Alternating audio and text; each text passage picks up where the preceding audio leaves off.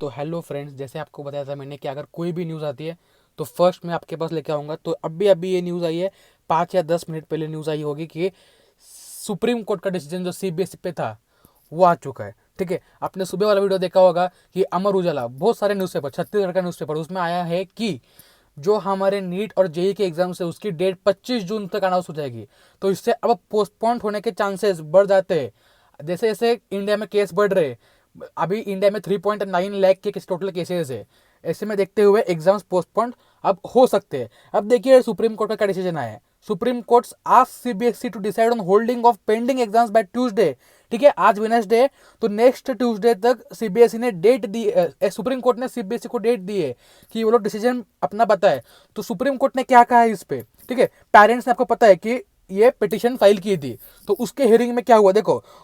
The court asked the board to examine whether examination of the remaining part of the paper could be scrapped। इसका मतलब है कि supreme Court ने पूछा है अपने सीबीएसई बोर्ड से कि क्या वो एग्जाम को स्क्रैप, मतलब सीबीएसई वाले एग्जाम से, सीबीएसई नीट जेई नहीं, सीबीएसई वाला जो बोर्ड एग्जाम थे जो 1 जुलाई से 15 जुलाई के बीच में होने थे, क्या वो उसे खत्म कर सकते हैं, क्या वो एग्जाम स्टॉप कर सकते हैं, मतलब जो रिमेनिंग पेपर्स है उन्हें अभी नहीं होना होगा, और उसके लिए इंटरनल असेसमेंट पे, ठीक है, जो पेपर्स पहले हो चुके हैं उस पे और इंटरनल असेसमेंट पे कुछ ऐसा निकाले कि बच्चों को एग्जाम देने ना आ पाए। तो ये प्रॉब्लम क्यों खड़ा हुआ, पेरेंट्स है उन्होंने सुप्रीम कोर्ट में अपील की।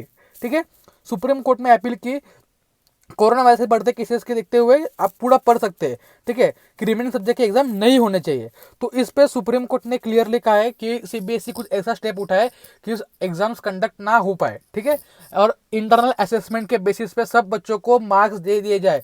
तो इससे क्लियर कट इंडिकेशन मिल रहा है कि सीबीएसई एग्जाम अब पोस्टपोन होना ऑलमोस्ट तय माना जा सकता है, लेकिन फिर भी हमें ऑफिशियल अनाउंसमेंट के वेट करना पड़ेगा।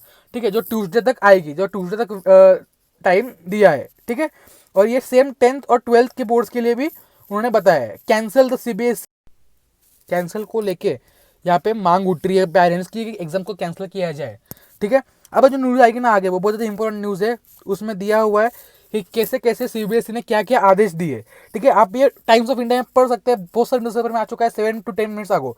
ठीक है, अब क्या हुआ, आज 3 जज की बेंच की मीटिंग थी। ठीक है, मतलब हियरिंग थी, उसमें हेड जज थे जस्टिस AM खानविलकर। ठीक है, उन्होंने सीबीएसई को बोला इंस्ट्रक्शन, ठीक है, ये लाइन आप गौर कीजिए, ask CBSE to take instructions and inform by Tuesday the court was hearing a petition by parent Amit भतला।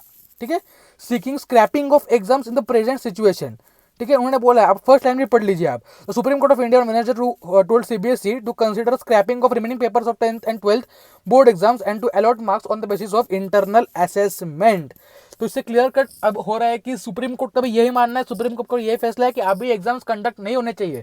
तो उसके लिए वो सीबीएसई की एग्जाम पोस्टपोन नहीं, कैंसिल करवाने की बात कर रहे हैं।